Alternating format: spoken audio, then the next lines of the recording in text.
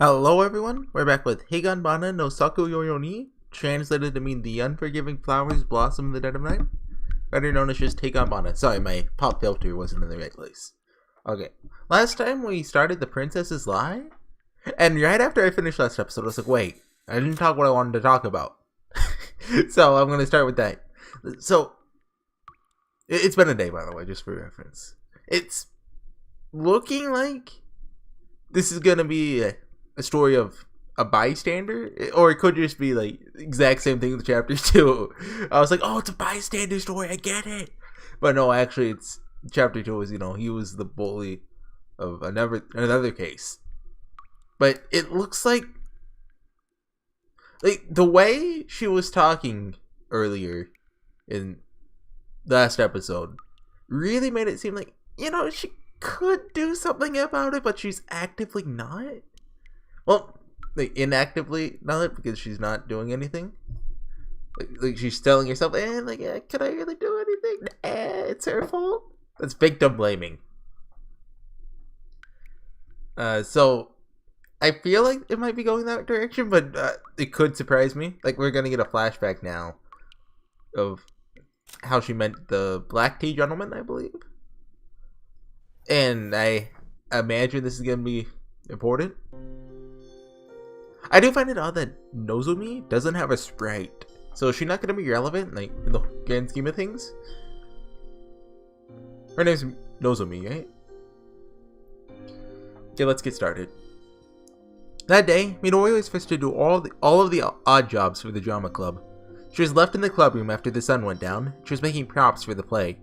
As she was pasting silver paper on a cardboard sword, she thought, if only this was real. The girl who was the ringleader of Midori's bullying was the leading actress in the upcoming play. In the last scene, she would commit suicide by piercing her heart with a sword. Wait a second. That sounds like Romeo and Juliet. In her dark imagination, she thought of seeing the gymnasium stage stained with her dark red blood. That's, pretty edgy. But that kind of thinking was beneath her, so she quickly corrected herself. When I joined the drama club, you know what else is edgy? The knife. When I joined the drama club, I wanted a moment in the spotlight on the stage. Yet without any kind of role to play, I couldn't even go up on the stage. The only thing I'd been allowed to do until then was making props all by myself. I was sad, frustrated. But as I try to remember, I felt I was paying for my mistakes. As I try to remember back before I was labeled a rich, arrogant snob, I daydreamed sadly, alone. Even though I shed my tears, the work didn't end. Do you think she made like a deal with the yokai? Like, hey, make everyone like me. Also, but in return I have to feel periodic pain in my arm or shoulder. Maybe? Even though I shed my tears, the work didn't end. Because either it's something she brought on herself or something Nozomi brought on her. I imagine, right? Like, it's one of those two. Even though I shed my tears, the work didn't end. Midori took a deep breath. The smell of mold and paint in that gloomy club room passed through her nose. And yet, when she took another deep breath, Midori suddenly caught the wonderful smell of a sweet fragrance. It was something totally unfitting for a place like this. It was the smell of tea. Oh, it's worth noting, both times she felt the pain, Nozomi was looking at her. Well, the first time we know it, presumably the second time, because she was up in front of everyone in the same classroom Nozomi was in. Just, we'll see if that line of reasoning holds. Without realizing it, suddenly Midori's eyes focused on a fixed location within the club room. In front of a closed window, a steaming teacup was floating. Yes, it was floating, dangling in the middle of the air. It might have been because she was exhausted from making all of those props.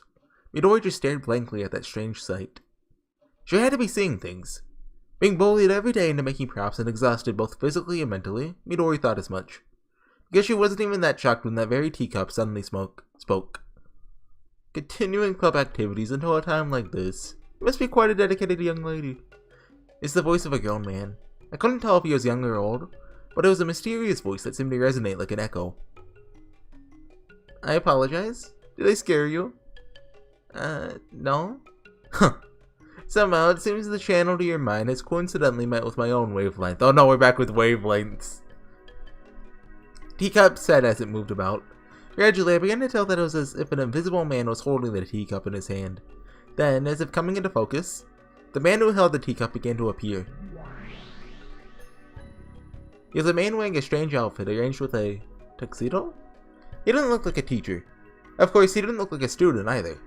But that eccentric attire seemed perfectly suited for the drama club. Oh my, seems he could see all of me now. With a smile on his face, the mysterious man took another slurp of his tea. Good evening, young lady. Being dedicated to your club activities is good. But isn't it a bit too late for a girl like yourself to be out? That was the first time that Midori met the black tea gentleman. The black tea gentleman didn't offer to help her put together the props or anything like that. However, he did quietly listen to Midori tell his story while inclining his teacup by the window.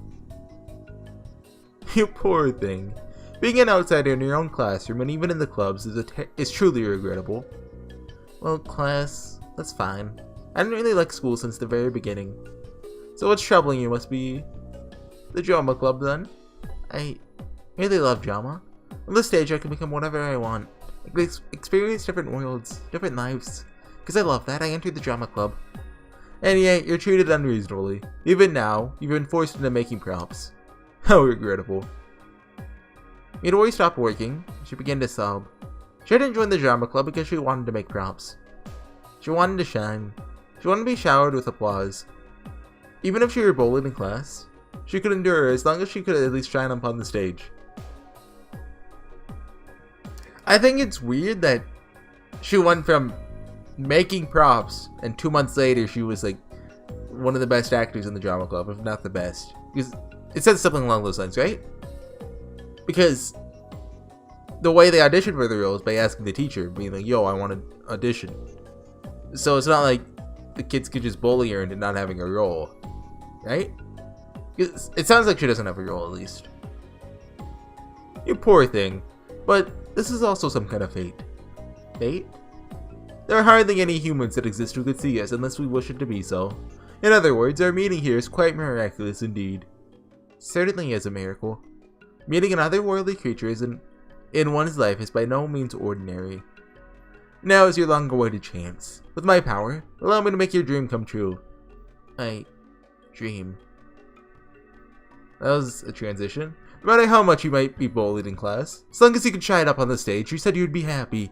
As a drama club member, that is truly an admirable spirit. As a token of my respect, allow me to grant your one dream, your one wish. Okay. When he said that, the man quickly raised his left hand. That's a Umineko sound effect. Then, from the corners of the room, countless packed cardboard boxes filled with scripts gently began to float. From those boxes leaped out innumerable scripts springing forth. They floated and began to twirl around me. Please pick the role you desire, and I'll give you that role. Really? Any role? Yes, any role. A hero who topples evil. A hero who receives whispers of love. If you wish, I'll give you the role of a dog, a cat, or even a tree in the background. I'll be Tree H. Countless wondrous scripts passed in front of Midori. Any script, any role, she couldn't contain her excitement. Please, choose only one. With that, we'll make our contract. Contract? It may have already come to your attention, but I'm not human. Rather, I take a little off the top of fragmented souls of all you humans.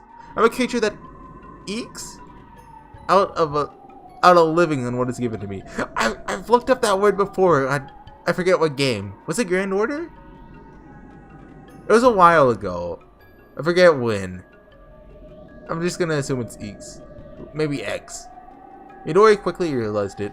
No matter what role, in exchange for granting a single wish, he was saying it was a contract in exchange for her soul. Oh, it seems you've misunderstood me. I'm most certainly not a god of death. A contract with me doesn't mean you would be giving up your life in exchange. Just a tiny sliver of your soul. I take just enough to nibble on. Since it'd be so little, you wouldn't even be able to notice. So please don't worry. The man said with a smile. From a smile like that, she couldn't sense any danger of giving your life away.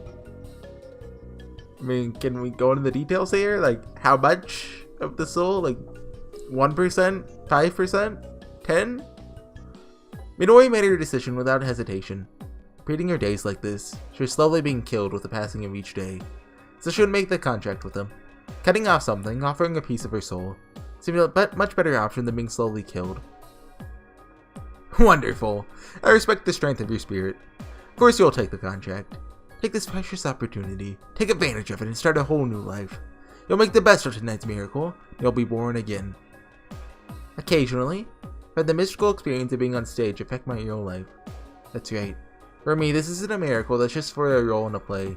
This is a chance to change myself, change my life, and change my fate. He gave me that chance, but I'm the one taking it. I'll take it and change. So I chose my role. What should I call you? That's right. Well, since I do love tea, you may refer to me as the Black Tea Gentleman.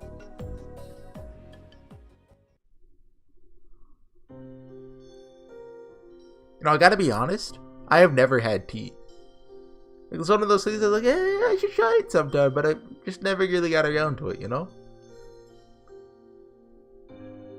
People in my family, some of them drink tea, some of them don't. But, so like, I've never really had it at home. Like, coffee though, like, I'll drink coffee occasionally. Like, those two are like, basically the same thing, right? I feel like I just made a lot of people mad by saying that. So the Black Tea Gentleman kept his promise. For the next play, I was chosen for the lead role. The girl who was playing the part had a big fight with the club president and ran out of the club.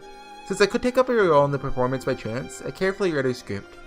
So until a real substitute was found, although it was temporary, I hadn't been selected for any major roles before. I never stopped wanting it. The sweet, sweet role of the princess. That someone like me was chosen to fill a sudden opening in a last-minute emergency. My teacher, even the club president, no one expected it.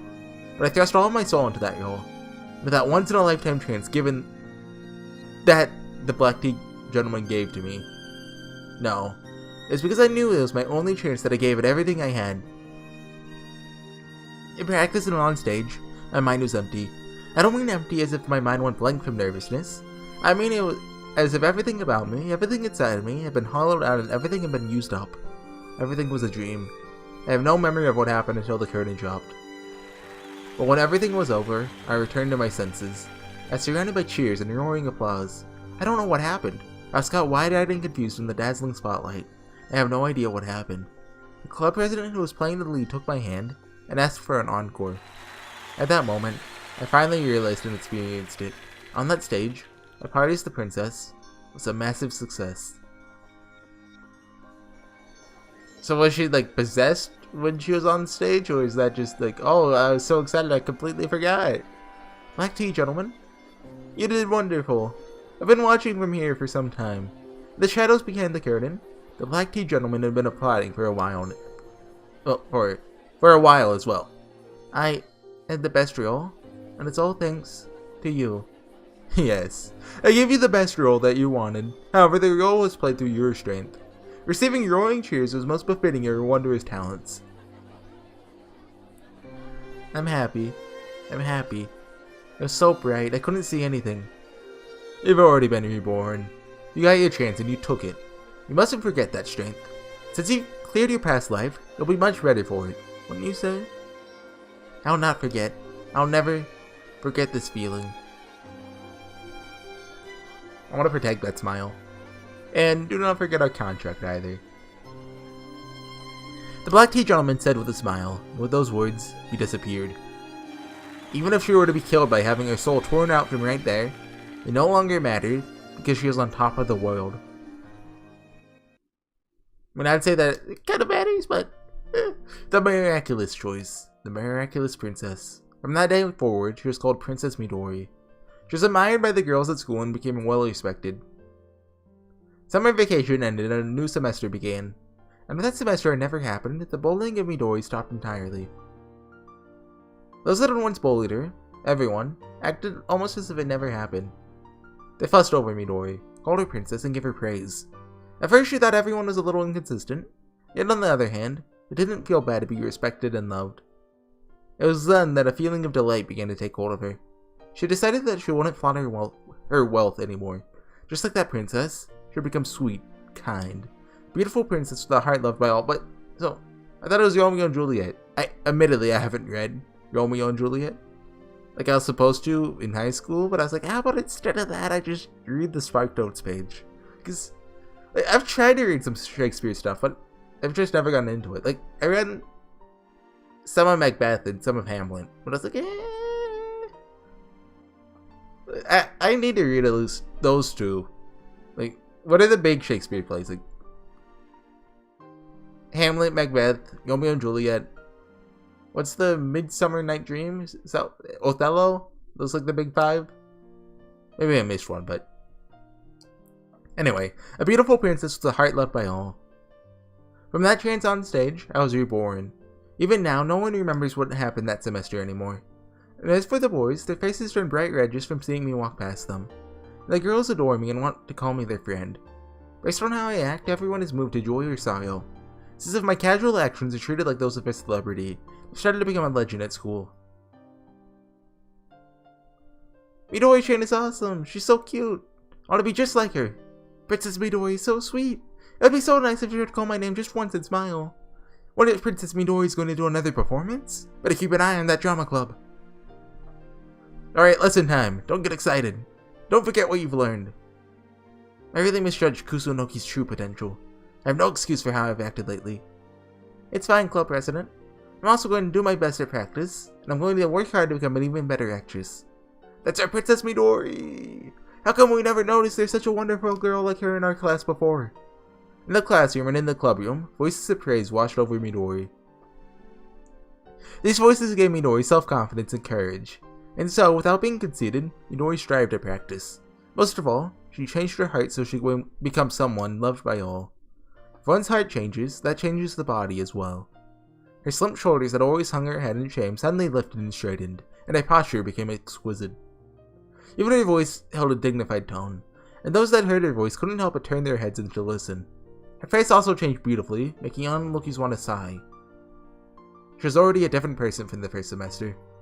She had truly been reborn. Even today, Midori is working hard in the club activities. She's running around the courtyard building her endurance. Each time the other club members see Midori, they throw out their hands and cheer. I am truly happy. Like so, Midori has become the princess loved by all. Seems that humans can change from just this one little chance. At the cover of the school building, nobody could see a teacup tip back. Oh, Midori-san. Remember, this is the give and take, so please don't forget that. Coo. And once again, he took a sip from his teacup. That'll be all. So, like, they really should have, like, you know, pointed out the specifics. Like, how much of the soul do you get, and, like, what happens if you take a little bit of it? Like, do you still get to, like, go to the afterlife? Or is that, like, banned because you're missing 1%? Like, that seems like something you should, you know, should have asked. But anyway, the teacher clapped his hands together. I ceased my performance as the witch. In the brief silence, the teacher and the club leader nodded wordlessly. Congratulations, Kusunoki-san. We have decided you'll be playing the leading part in Rakunjima. Thank you. Everybody take a good look at Kusunoki's performance and strive to improve yourselves as well. Yes! Midori, congratulations on getting the witch's role. A warm applause began to spread. If one claps with all their might, wouldn't their hands hurt? This applause was so big it might cause one to worry thus. Think that lovely Princess Midori will take on the role of a mysterious witch this time. Seems like you'll get an incredible reaction. Of course. With Princess Midori at the lead, it'll be huge. It'll be the talk of the town. The performance sounds so incredibly exciting. Ooh-ah! I'm already getting nervous. We should make sure we don't hold her back too. In the applause, with the feeling like being on a runaway train, I returned to my seat. Last time I was chosen due to a sudden resignation, but this time is different. I got the role with my own power. It may just be by one step, but it is one I've definitely overcome. It was that feeling of accomplishment. At that moment I sat down, enveloped by everyone's applause. Once again, I met Nozomi Kawada's gaze. Even though everyone was blessing me with their full smiles, she was the only exception. She just stared at me. I couldn't read what kind of emotions those eyes had. I only knew that it was not a feeling of celebration. It was as if I was gazing upon myself from my first semester. It forced me to remember the anxiety and uneasiness. Why is she always watching me with such disgust in her eyes? I know. She's jealous of me. isn't she? Even though she was once as pampered as a princess, now she is hated and bullied for being proud, rich, and haughty. So do you think Nozomi made a deal with the black tea gentleman in the past? That's my guess. And then Midori's gonna end up just like Nozomi and after the play, presumably. And then it's come full circle. I understood her pain as well as it hurt. Because that's who I used to be. And you know, Kawada-san, humans can change. You're my former self. Even I, with just one chance, was able to transform so much. It was as though I was reborn. I'm sure you can too. Your chance will come someday. Ow! Ow! Suddenly, without warning, I was struck with pain again. A severe pain in my foot, one that caused me to unconsciously contort my body. Hey Midori, are you okay? You don't look so good. I'm fine. You should go to the nurse. I'll escort you there. Everyone was concerned about Midori's health. This mysterious sudden pain that keeps happening to me. This might be a good opportunity. I'll try getting it looked at in the infirmary. That's probably because I'm so nervous. Most people will get a stomachache. I must be the type that gets pains all over. If I relax, I should be okay. I'll get the nurse's seal of approval, and then I'll be able to do my best again. While leaning on the club member's shoulder, she headed towards the infirmary.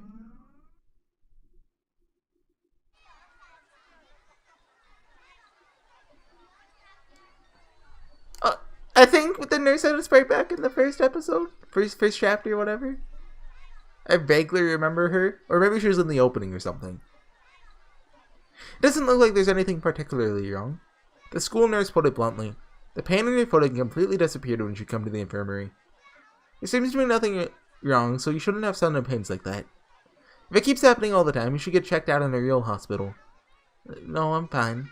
I think I'm just the type who feels pain when I get nervous or wear myself out. Her friends made a big deal about it. Midori apologized, saying she was sorry for causing the commotion. She did not want to go to the hospital. She really did have a terrible illness. She might not be able to go to the performance, so I'll just die instead. It's cool.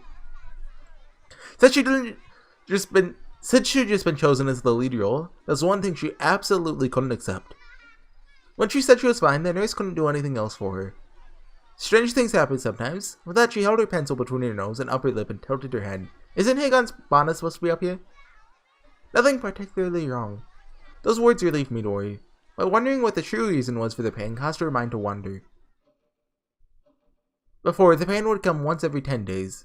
However, little by little, she got the feeling they would become more frequent. Oh, so it's a thing.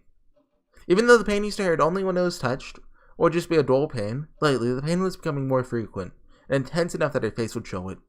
From here on, in preparation for the performance, she must focus on practicing more and more. And still, if the strange pain gets worse and worse, it's definitely going to interfere. Something you don't need to worry about. You don't have the time to become so preoccupied with pain. Black tea gentleman. Have you forgotten the concentration you'll need on stage? You must focus on your performance and perfect your character. It's foolish to pay attention to such pain, is it not? Don't worry about the pain. The black tea gentleman is always saying that. Certainly, even if I worry about it, it's still as he says. In the end, my ability to concentrate isn't enough. Think only of the stage, and if I give my undivided attention to practice, then I shouldn't pay this pain any mind. After Midori gave her consent, she bowed her head to the nurse and left the infirmary. While the black tea gentleman watched her go, he sipped his black tea. Is that so? You're feeling those pains more often? That's a dilemma, isn't it? Leaving only a laugh no human could hear, the black tea gentleman disappeared. Of something no human could hear, so someone who wasn't human heard it. Oh, hi Marie. From the cover of a medicine shelf, Marie's face timidly peeked out. In her hand, she gripped chestnut steamed buns that may have been taken from the staff room or elsewhere. After finding those delicious buns, she brought them to the infirmary to share with Higanbana over tea. How did Marie find them, you ask? After she died, Marie discovered she had the miraculous power to home in on buns. Wow! That's a good ghost power. Higanbana was gone. In her place, she saw the figure of a man she was not familiar with. I wonder, that person just now was... Her otherworldly senses told her that the black tea gentleman was the same as she. Are you okay? It looked to her that he was haunting the girl who had just left. Okay. Practice began on Yakinjima the following week, which was even more difficult than imagined. First, above all else, there were a lot of lines. Well, it's too early to call it. The leading parts lines were of an incredible volume, so to call it a one-man show wouldn't have been an exaggeration. Memorizing them was hard enough. Then you had to understand the meaning of each and every word and place an emotion to it. Just one scene alone needed a considerable amount of concentration. Sure to be out of sync with their partner even once, one line may be left out, or prop may be used the wrong way. Come on, Kusunagi-san. You can't just give a performance with your body. You have to give it from your heart. Do it over again. Midori's so amazing. She remembers all those good lines so well. What a tough role. If anybody but Princess Midori did it, it would be impossible. Though the club members all praised Midori's performance as brilliant, the teacher was relentless. Of course, in order to live up to those expectations, Midori practiced with everything she had. Before, she was not good at training or flexibility, even if she said it was for her favorite play. But now, she isn't bothered by it at all. The deep emotion of that day on the stage was vividly burned into her memory. In order to obtain that excitement once more, she was able to withstand any excruciating exercise. The sweat that flowed from Midori was transparent and glistening. Phew! She took a breath and wiped away the sweat. In the corner of the club room, she caught sight of Nozomi Kawada fixing a tear in a costume. She wasn't able to obtain a role this time either. Just as everyone expected, she was forced into being in charge of all the odd jobs. Vocal warm-ups and stretching. She wasn't good at anything. Just as always, she was darkly isolated. Sometimes, she would glare at me with envy. Kawada-san, being jealous won't change anything, you know. If you do that, and reluctantly do the work pushed onto you, nothing will change. Because even I was once in charge of miscellaneous jobs, I could talk. I was made to work until late at night making small props, but I didn't give up my dream. I'd secretly read the script and drove all of the princess's lines into my mind. In the gloomy clubroom with nobody around, I faced the mirror and practiced for hours and hours myself. Because of that, I was able to live up to my chance selection for the role. I was envious of everyone, but I worked hard and gave it my all. You have to give it your all, or you can't seize your chance. I grasped for mine. That's why I won't let go. With all my strength, I'll carry out my role. Nozomi lifted her face. Our eyes met. Those eyes were empty. Like always, I couldn't tell what she was thinking. But today was different. I felt something that made me shiver just a little. She's gonna have a pain again. She was calling to me. Her eyes seemed to say, me? It's not like I'm just jealous. Next to Nozomi, the script of Yakinjima was lying upside down. I didn't think the script was needed to repair tears in costumes. She was not only just jealous, she was watching me. She was lying in wait. Her eyes seemed to say there were none suitable but her, that I should abandon the role of the witch. If, just before the play, I perhaps were to fall ill and suddenly drop out, there wouldn't be anybody else to stand in for the part. She is anticipating my downfall, lying in wait, reading the script until I'm out of her way. I see, so that's what it is. Without anything to base it on, Midori understood, the mysterious pain increasing daily. Surely this was something like Nozomi Kawada's case. This is Yakushio 7 he's gonna subvert our expectations. This is what I thought initially, but I was like, what did Yakushio 7 do that? That seems pretty obvious. But no, I think, so, I don't really know how it works, but it's something involved in the Black Tea Gentleman taking a sliver of her soul. Like, maybe it's whenever she is in princess mode and is like, oh, yeah, I'm so cool, ha ha ha. I don't know how it triggers, but something like that. That's my initial impression, at least. If I suddenly drop the role of the princess, she could get the main role. So she's hoping I'll suddenly drop out. Perhaps her eyes are trying to say, if Midori Kusunoki did it, there shouldn't be any reasons I can't do it too. That blank expression, her gaze made me uncomfortable just by looking towards her. Without a doubt, she must be the one sending me those strange pains.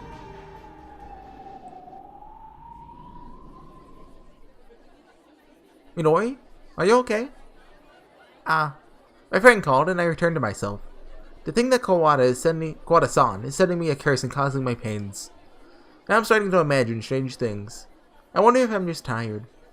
Although, I was given this power by the mysterious black tea gentleman who revealed himself to me. It might not be that strange if she was something mysterious too. Yes. It's just as the black tea gentleman said. If I worry about it, it's over. It doesn't matter if she's after my role. I'm the perfect person for the role of the witch, so I'm the one dealing with the performance. Everything is my own personal problem. If I worry, I'll mess up. And with that, the time to be afraid of Nozomi Kawada's ominous gaze was over. I think that's a good place to call it. I mean, the music transition, so it's the end of a scene. That's how it works. That's how scenes work. So I'll see you guys next time with some more Higanbana. Maybe I'll do one more today. Maybe. We'll see. I'll see you guys next time. Bye. Whoa, no. This episode kind of reminded me of something Yakushi likes to talk about. At least, he talked about in Numineko. It goes into the spoiler territory, so I'm just going to reference something he wrote in episode 1. It was Badly talking about Maria, I think. Well, Badly Jessica and George talking about Maria. Like how, how you act different at school than you do at home and stuff. Like, stuff like that. I hardly reference that scene a lot. So when that stuck with me, I was like, oh yeah, that does happen. Like, I've never seen it pointed out before. But anyway, which is kind of what she's doing here. Like, in her school life, she's just acting as the princess. So, like, is that the real Midori, or is that just her putting up an act? Which, I think that's gonna be relevant. Don't quote me on that, though. We already saved, right? Yeah. Okay. I'll see you guys next time. Bye.